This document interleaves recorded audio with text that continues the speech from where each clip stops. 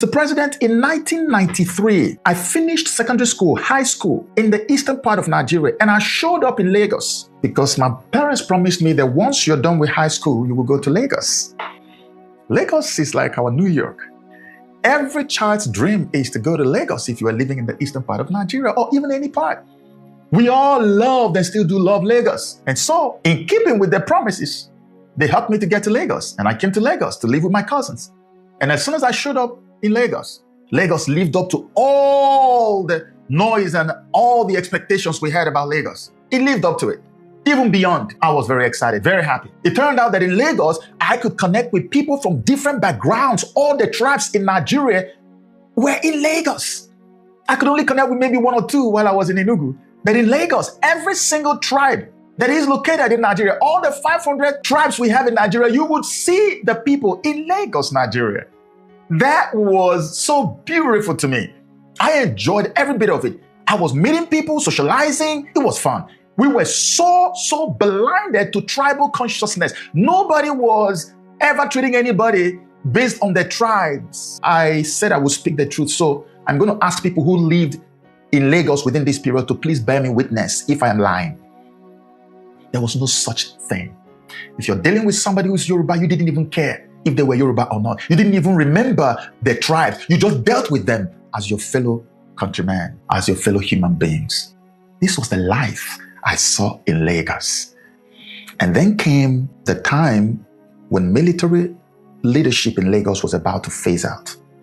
We had Buba Marwa, who, of course, had this Keke Marwa thing named after him because he introduced it right about the time he was about to leave power. So we had Buba Marwa leaving power. And when Buba Marwa left in 1999, Mr. President, you were the one who became the governor of Lagos State. Now, immediately after you became the governor of Lagos State, many people were not very happy.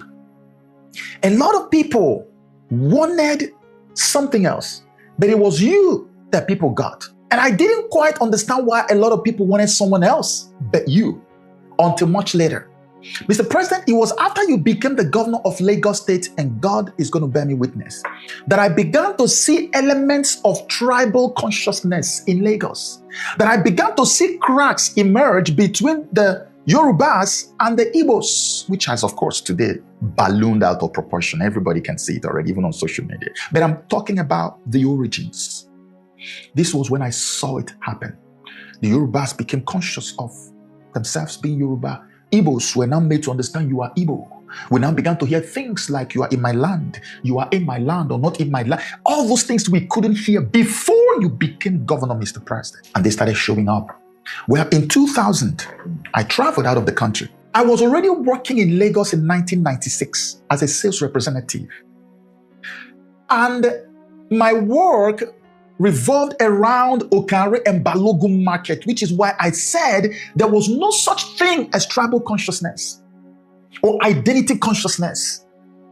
I could navigate Okare Balogun market with my eyes closed. I knew the terrain like the back of my hand. We mingled. So many Igbos spoke even Yoruba more than they spoke Igbo. It was such a beautiful time to be alive. So when you came, Mr. President, everything changed. How is it well when the very future of our children have been stolen in our very before? And we are silent and we say it is well. What kind of well? Are you even inside the conga at all to understand that it is not well? What is holding your tongue that you are keeping quiet? What do you mean that it is well? How sustainable is the future that you are building for your children? Where is the sustainable future? Everywhere in the countryside, it's been emptied. We have a major refugee problem on our hands. Some people convert our country. They want it for themselves, and they are driving our people every day into the urban areas, and they are taking over our forest lands. And the state is quiet. And you see this and you say it is well. Every day in the Benue, on the plateau, every part of the middle belt, in the rainforest of the southern part of Nigeria, this blood of citizens, victims of the state, waters the ground, waters the heart of their ancestors. And you say it is well. How? Make it make sense to me, please. How is it well? Are you waiting until when they begin to pick us up from our bedrooms? This is a clearer story of how ethnicity, tribal and religious sentiment was introduced in our system, which end up spoiling the beautiful life, peaceful cohabitation and existence people once had in this country. And just like what you heard in this story, they say that when all these things was never in our system, life was so good, people cohabit peacefully and economy was moving well. But immediately they introduced this alien tribalism, ethnicity and religious sentiment. 2 seconds, babe, everything spoiled. They started buying people unnecessarily. Something that you never imagined could happen started happening in the country. And it finally degenerated to this level of bad news and bad experiences people are going through in this country, which is so sad. And according to him, he said that all these things was never in place, even while in Lagos. But immediately Mr. President became the governor of Lagos, he started noticing all these things. And 2 seconds, everything was blown out of proportions, which is so sad. And the worst thing about it is that all these things are happening. And they will keep on telling you that all is well, all is well. And just like Dele Farotumi said, make it make sense. How is it well? Why people are being fired unnecessarily, land are forcefully taken, different kind of things are happening in the country, and you keep on telling us that all is well. Make it make sense. In fact, you never even hear anything in this video. Let me allow you to listen to more of these conversations. But as you are listening to it, make sure you are clicking on that share button, subscribe, and also share your thought with me on the comment section. And after that, I will be back. Let's go there. So like I was saying, I traveled in 2000. Came back in 2022. By then, before I traveled, I was already a film actor because I joined the movie industry in 1996. I featured in my first movie in 1997. Then traveled out of the country in 2000, came back 2002, and then rejoined the industry and continued making movies, featuring in movies. Those days, our movies were known almost everywhere because even though Nigeria has been having a lot of theater and movie production activities going on, we were not really known. We were not any force to be reckoned with. Most of our homes, we saw people watching Indian movies, watching American movies. We had Jimmy, all those things. And then Rambo. And then, everything we consumed as far as media and entertainment was concerned was from somewhere else. Because we had not found our footing in the entertainment industry. It was these Igbo men, traders, who actually staked their money, hard-earned money, and put it into this industry and made it what it became. And all of a sudden, Nollywood became a force to be reckoned with. It started with Living in Bondage, an Igbo language movie that was made way back. And then other movies followed, and then many of them became English language movies. And we went around the whole place. As at the year 2000, I had only been an actor for just 3 years, but I traveled to the city of Monrovia in Liberia, and even immigration officers were begging to carry my bag. They had a show for me at Rivoli Cinema in Liberia, in Monrovia, Liberia, and people were tearing cartons to just get my autograph. They didn't even show my movie, just that I showed up. People paid to come to cinema just to look at me. That's how popular we were then. And I was one of the smallest, the least popular, as a matter of fact, because Nollywood had gone haywire, gone global. So when I got back, it was so easy for me to get back into the industry. I was very happy. And I did quite a number of movies. We were filming in Lagos, we were filming in Enugu, we were filming in different parts of the East, some were filming in Jos, different places all over the place. I started my career in Lagos State. I used to live at number 5 Omonobi Street, off of Milani Street, Itesha. That's where I used to live. That's where we all started. It was Surulere. I don't know any veteran actor today who started from Lagos who wouldn't mention Surulere to you. Surulere was our home. Everything began there. Ecoas Hotel, Winnie's Hotel. And we were bonded. One. We didn't know tribe. We were one. We were one. When I say one, I mean one as in one family. Nobody cared where you came from, who you were, or anything. Now, one day, after making a bunch of movies in Enugu, I came to Lagos. I was going to, I'm going to describe the place. There's this town. If you want to go to Ogun State through Ogba, there's a town there at the border between Lagos and Ogun State. I was there to see a friend of mine whose wife was a banker, and they wanted me to buy shares. And I went to see her. I was there. And then we started going around. He was telling me about businesses he wanted to do. Video club was the in thing. My goodness. Everybody was into video club. People were making a killing from video clubs. And this guy also wanted to have a video club. And so after going around his entire place, I went and started interviewing the video club guy, because usually in Lagos, you would see posters of all our movies. They will show up at Iweka Road. You will hear from Alaba, £1 road, Aba, those commercials they used to do. They were all over the place. And you come to Lagos, you will see it in all the video clubs. That was the norm. There was no video club that didn't have posters of new videos, new movies that were released. But this period I went around and I did not see a lot of our new releases. In fact, the posters were missing from all the video clubs. I was so curious, I had to call one of the guys. I said, what is happening? You people don't have recent movies. And that's how I am. And the guy smiled and looked at me. He said, boss, they tell us, make we know they carry again. No. That's in teaching. They've told us to stop carrying all these movies. I had to sit down on his bench to ask why. Who told you? What are you saying? He now told me clearly, Mr. President, everything I'm going to report in this video are things I heard directly, not what somebody came and said they said. The guy told me that there was, whether you call it a communique or a decision made, that Yoruba video club owners were now banned from carrying any movie that was not a Yoruba movie. I asked why. They said that these movies, even though they speak English, that they are marketing and promoting Igbo culture, and that is going to stain the Yoruba culture in their people, that they should stop carrying them. This guy told me to my face that they should stop carrying them. And at that time, Yoruba movies were not too many out there. There were just very few. Most of what people were watching were those movies that they call English movies, which many people now call Igbo movies. They refer to it as Igbo movies because most of the themes in those movies are Igbo themed. They talk about Igbo stories. You have people talking about, stories that happen, in Igbo land or something like that. Even things that happen in a contemporary world. But most of the actors are mixed. You have Igbo, you have Yoruba, you have Calabar, you have Efik, you have Ijo, you have Hausa, different people. But because the people who fund the movies are Igbos, most of the stories they actually fund are stories that are connected to their tribe, but they are produced in English language. They are not made in Igbo, they are made in English language. And because of that, people were now calling these movies Igbo movies and banned Yoruba video club owners from ever keeping those movies in their video clubs. I thought it was a joke. It wasn't. I looked around and started checking all the video clubs. None of them. The only one guy who had it, I found out, I think he was an Edo guy. But after a short while, nobody had anything called what they call Igbo movies again. This was after the president had become governor of Lagos and introduced tribal consciousness, introduced a crack, introduced bigotry into the system, trying to create enmity where none existed before. This was part of it. Now, this thing that I saw confused me. It bewildered me. It made me so downcast and depressed that I couldn't get over it.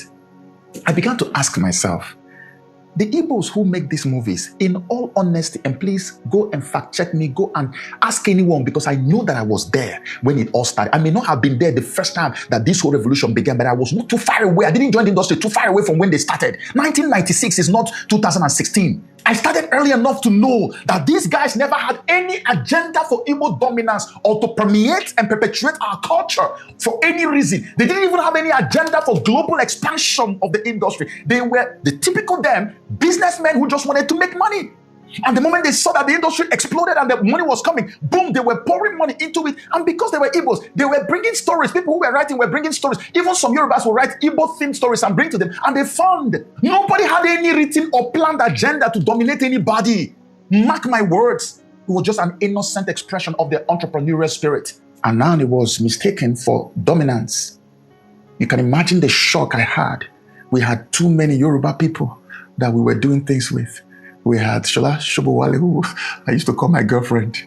Ayomogaji, Uncle Olu Jacobs, who became my mentor. You saw when they said he was sick, and I saw it. I was one of the first persons to put out a video begging everybody to put him in prayers. That even if he's in a vegetative state and he's still alive, it's okay for me. I love him that much. We were like brothers and sisters born of the same parent. Jide Kosoko was always in the East making movies. Baba Suwe, all of them. No discrimination, nothing whatsoever. Ask anyone that is watching this video today. All of a sudden, we're now seeing this. So when this happened, I said, okay, I'm going to do a little bit of research into this to find out. So I started talking to a few of those my friends, my brothers. I call them brothers, Yoruba brothers that were practicing the industry together and all of that. And now something very mind-boggling was revealed to me. So it was this brother who came to me and said, Joe, I'm going to tell you the truth. This is what is happening. So what you're witnessing is the execution of an agenda, a well-crafted agenda for Yoruba dominance in all spheres of human endeavor in Nigeria, from media and entertainment to journalism, to civil service, to banking and finance, to artisans, to everything. And then in the end, to even politics, governance. I said, bro, what are you talking about? He said, my brother, this is not wishful thinking.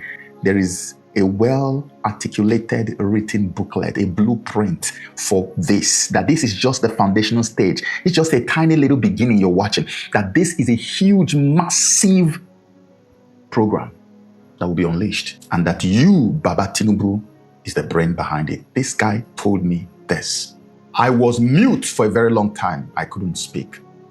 I said, now it makes sense why all of a sudden the Yoruba person next to me is suddenly becoming aware of my Igbo-ness. And now I'm being very conscious of a Yoruba person. And the Hausa is big.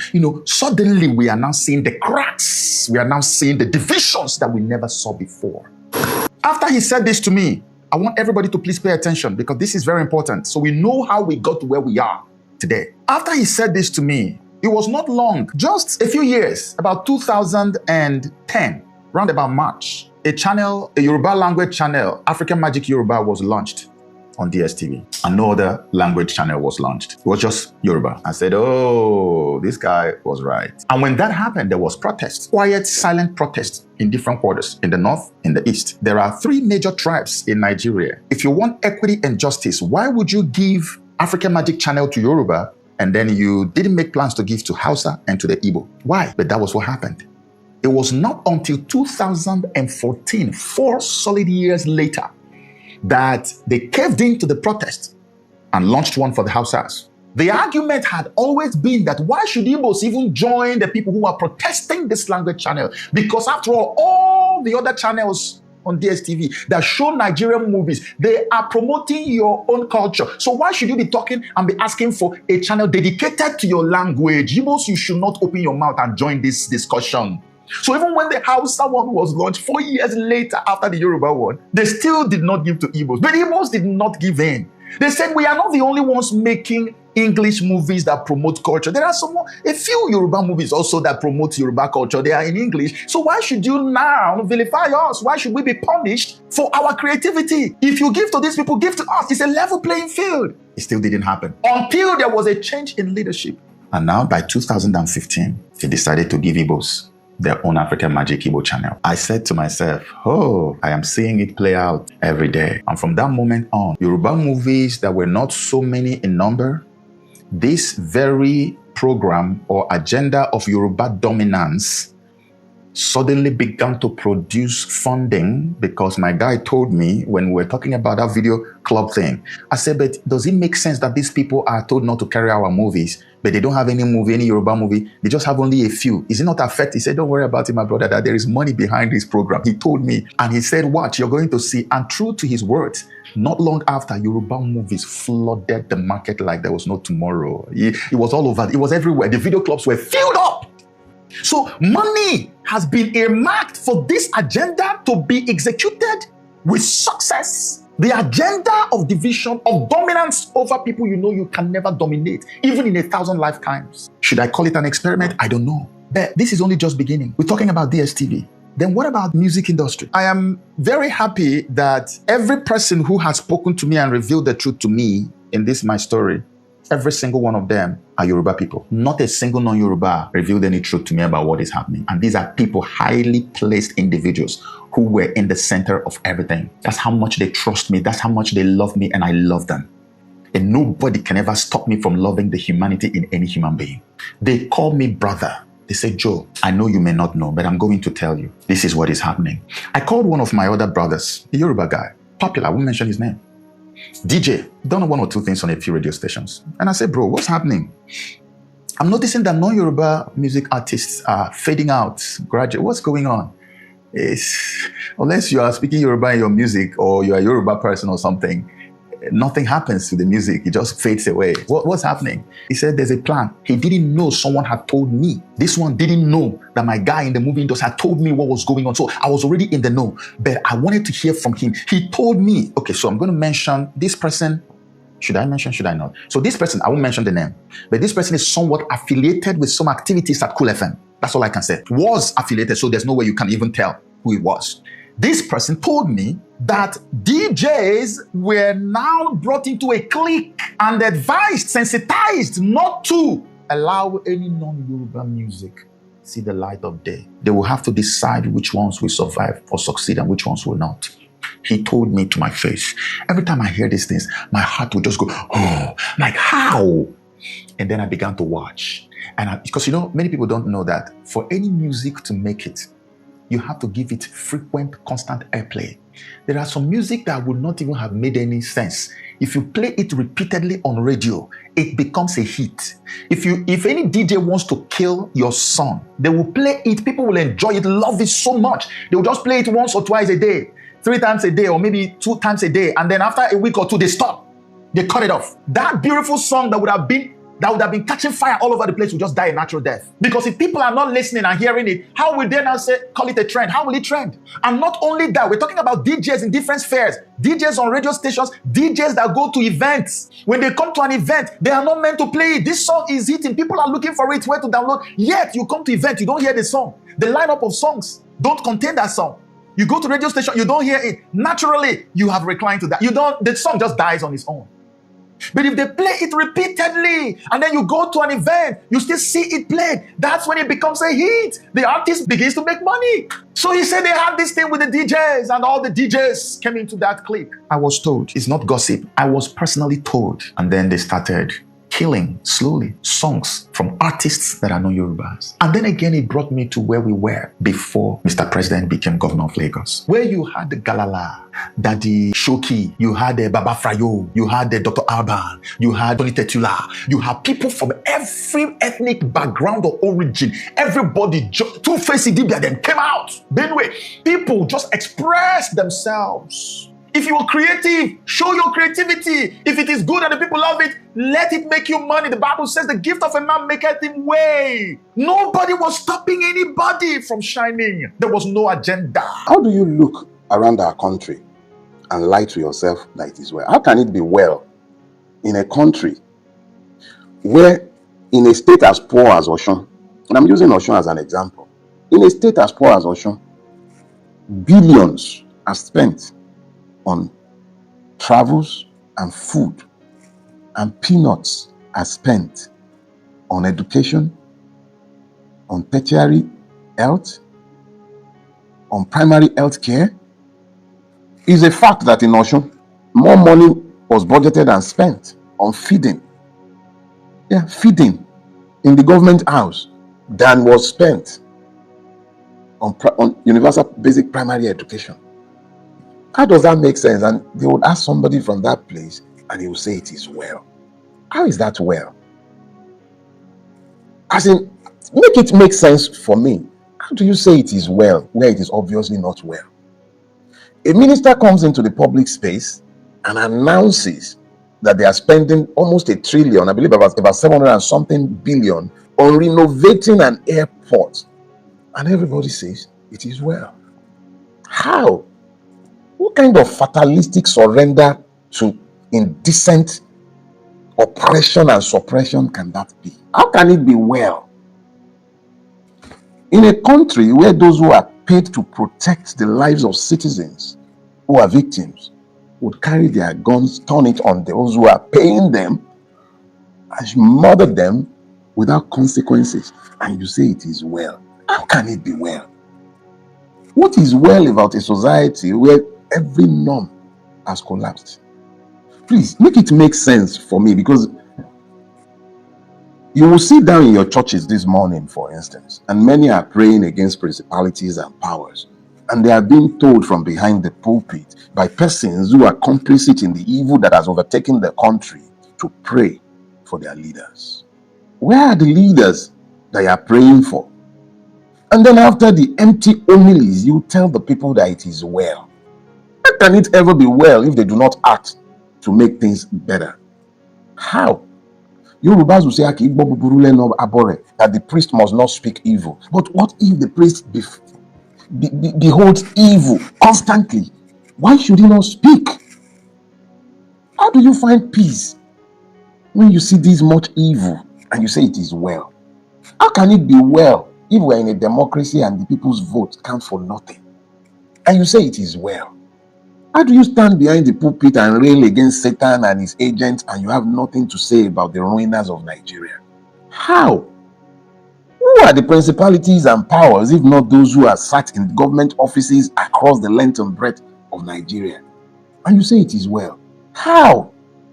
How is it well if men labor from morning till night and they can't even feed like humans? How is it well when people's homes are perpetually underwater? How is it well when the state that should be the one bridging gaps is the one promoting disunity?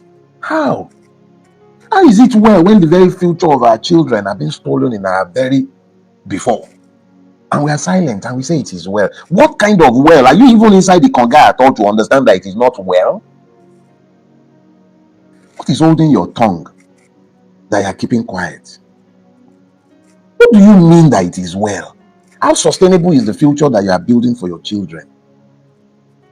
Where is the sustainable future? Everywhere in the countryside, it's been emptied. We have a major refugee problem on our hands. Some people covet our country. They want it for themselves and they are driving our people every day into the urban areas and they are taking over our forest lands. And the state is quiet. And you see this and you say it is well. Every day in the Benue, on the plateau, every part of the middle belt, in the rainforest of the southern part of Nigeria, this blood of citizens, victims of the state, waters the ground, waters the heart of their ancestors. And you say it is well. How? Make it make sense to me, please. How is it well? Are you waiting until when they begin to pick us up from our bedrooms? How is it? How can you continue to sustain the illusion of normalcy and be claiming that it is well? It's obviously not well. Can't you see? What do you mean by it is well? How can it be well? You catch a man on the battlefield pointing his gun at agents of the state, police, army, killed citizens, depopulated the land. You capture them and you claim you radicalize them. Then you absorb them back into your military and you say it is well. How? Make it make sense to me that you are de-radicalizing militant Islamists with blood on their hands, whilst their victims are in IDP camps, but you have Nnamdi Kanu in a prison. You can chase Yele Sowore around. You have the energy to be abducting little me in my own office. Please make it make sense for me that towns and villages are becoming desolate because people are running away from them because the state cannot protect them, and you say it is well. How is that well? Make it make sense to me that somebody like Adisirika who committed that is not even corruption again, in public space, before you brought a jet from Ethiopia, painted here in Nigeria, billions went flying with that, and today everything is normal, and you say it is well. Oh, please, we talk about billions in subsidy fraud. Who has paid for these? The poor man. You use the fraud to justify the removal of what you call a subsidy. And it is well. As in, like, seriously? You say it is well?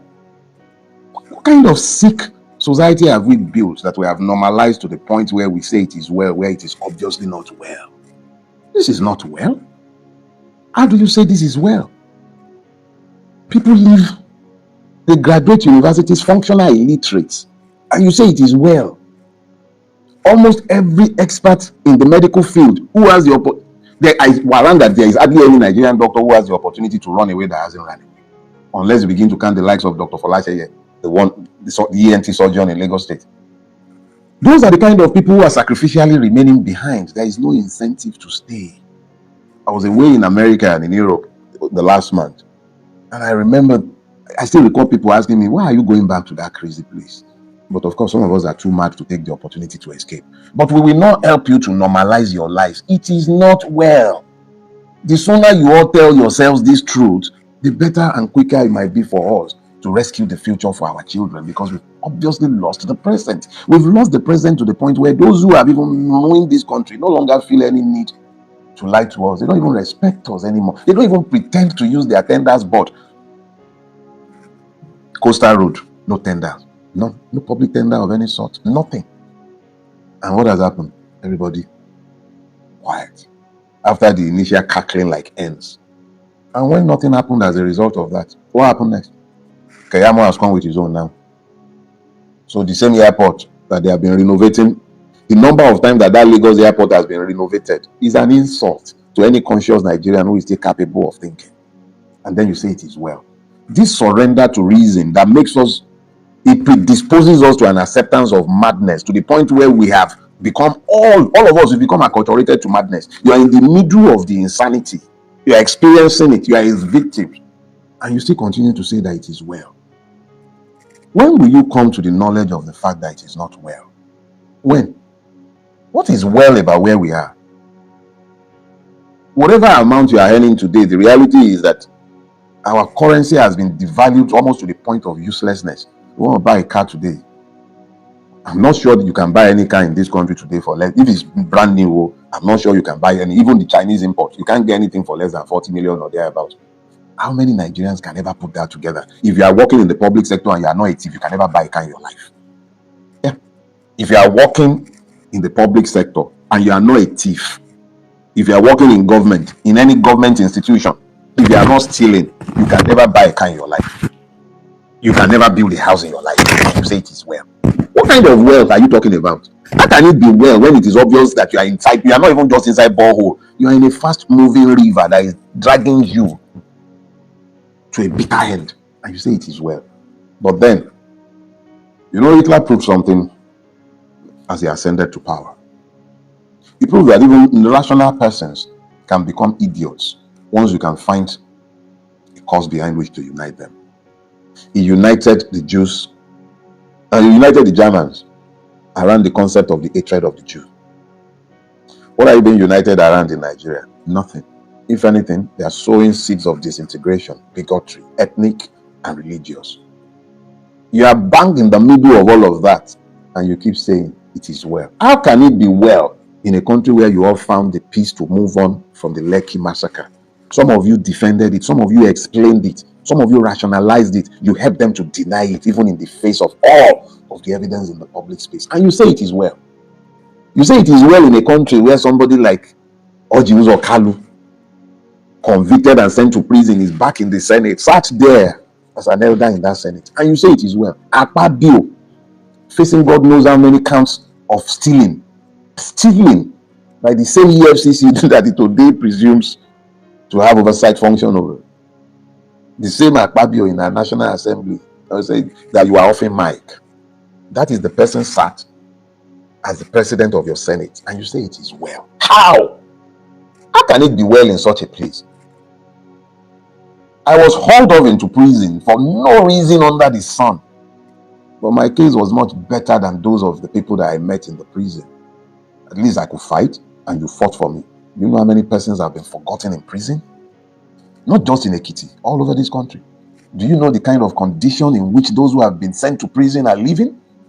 What if I told you that if a person is in a prison in Nigeria, at least I can speak to the one I was in, and he has no outside help, nobody is giving him food, he has no sustenance beyond that which the Nigerian state, this criminal state, has to offer such a person, that person will die within 3 months. If he doesn't die of malnutrition, he will die of some opportunistic disease or the other. That is a fact, not fiction, fact. And there are multiple persons that I left behind in prison who had no business being there for as long as we have the kind of criminals who are ruling us in power. How is the head of the chimpanzee different from that of the monkey? You have criminals in high offices, in judicial offices, in traditional offices, and you have innocent persons locked down in prison, in inhumane conditions, and you say it is well. It is not well. Stop lying to yourselves. It is not well. And the sooner you told yourself these truths, the better for all of us. It is delusional to pronounce that it is well in a place where it is as obvious as it is. It is not well. We have a society tottering on the brink, if it hasn't fallen already. Normative collapse has already happened. When we were young, if you were going to smoke, you hide yourself somewhere to smoke. Now, every supermarket is selling paper. Every supermarket is selling crusher. Drug addiction has overtaken our society. Prostitution has overtaken our society. People are forced into prostitution by the weaponized poverty of the environment. The youth, left with nothing else to do, are happy to inebriate themselves. And we say it is well. How well can it be if we are in this mess and you say it is well? What kind of future awaits our children? A country is as divided as it is without shooting each other in public yet, and you say it is well. How can it be well in this space the way it is? It is not well. I'm not going to join you in the lies that you have told yourselves. It is not well, but it can be well. But the first step towards any treatment is diagnosis. If you have not come to the point where you are admitting to yourself that it is not well, because it isn't, how are you ever going to get to the point where you are going to fix the problems that are obvious? Exactly what part of our country are you going to look at and indeed, in all honesty, say that it is well? Tell me, where are you looking that you find that it is well? Nigerian music, Nigerian fashion, everything that has gone global today is not a function of any government intervention. And even when you look in those areas, it is not well there. We can be much better than we are. You have illiterate sewing. How well can they support those who are making strides in the fashion world? How many people have been trained as sound engineers, mixers? How many institutions do we have to train people who are able to make money by creating value in institutions, in areas where we have even ignored to build? There are multiple young Nigerians, some of them living right here in Nigeria, but who have become global citizens on account of their capacity to create value even in the midst of our putrefaction. But we need to tell ourselves these basic truths. It is not well, and we have to figure out a way to come out of this. The only way to do this is to recognize that we have to reverse our situation. Reverse? Yeah, it comes from the word revolver. That's the French word for revolution. If this country does not turn around, because that is what a revolution means, not necessarily all those you are shooting guns up and down the place or we are making noise. A revolution is about a people's conscious decision to change their ways. Revolutions are brought about by men of thought who think as men of action. That is not my word. Those aren't my words. Those are Kwame Nkrumah's words. You cannot sit down doing nothing, expecting Voltrons to change our circumstances. Deliver cannot change your circumstances. You are the ones who are going to have to change your circumstances, and we can only do it as a collective. You need to start building bridges amongst yourselves. All this ethnic, religious bigotry is nonsense. Do not allow yourselves to be distracted by them. Focus on the common good. It begins with you demanding that your vote should count. Those who do not want what is good for you prefer that you focus on your divisions. Focus on the value of your life. Focus on the value of your vote. Focus on ensuring that your votes would count. I believe it was Chinua Achebe that popularized the Igbo proverb. So since when Enekep the bird says, since man has learned to shoot without missing, it too has learned to fly without perching. Let me explain myself. The election adjudged as the best election in the history of Nigeria, the one that was held on the 12th of June, 1993. All it had, pen, paper. See, paper. That was all those who conducted that election had. And Nigerians had a will to see change happen. And it happened until it was aborted. So we really do not require all these electronic transmission, this one, IREF, BVAS, before election may be free and fair. But this is where we find ourselves. Our country has been destroyed by impunity, by men who sit down like Yakubu and open their gob in the middle of the night like thieves, which is what they are, and say go to court after declaring travesties as election results. Because of those kind of human beings, we have to demand electronic transmission of results. We have to demand that the beavers work. We have to demand the high-rev function. And this is why I support what Randy Peter is doing, 110%. And I'm urging each and every one of you. If you truly desire a revolution in Nigeria that is peaceful, that is found on your sovereign will as a collective, you have to demand electoral reform. You have to. In the absence of that, be guaranteed one thing: the next election is already lost. If Jaguda would subvert your will as a candidate. If you are not stupid and you are watching what has been happening in all elections since he assumed office, and you still continue to believe that a coalition of criminal politicians would solve the problem in front of us, then I probably have a gold mine behind my house in which you should come and invest, because it means you are a fool. The obvious reality is that Bulaba has written the election results for 2027 already, regardless of how you may vote, and I will not bother myself in the absence of clear electoral reform. I won't even bother joining in any campaign. Let's be clear about that. So hear me and hear me well. If you are truly desirous of change and you believe that that change should be found through the electoral process, like me, if you have no interest in being forced into fighting either to preserve your own life of that or that those of your loved ones, if there is going to be a peaceful path, if there will be a peaceful path, it has to be through the electoral process, as much as you and I might have lost confidence in that process. But any attempt to embrace that process in the absence of substantive reforms that at least fetters the hands of liars like Yakubu, if he didn't feel that it counted, he wouldn't have continued reassuring you that beavers will work until the last minute. If you must be part of the next election, do so fighting to ensure that there are reforms that ensure that your votes count. In the absence of that, forget about it. Bulaba is not going to show you any mercy. Look to Edo. Yeah, look to Edo and tell me you expect elections.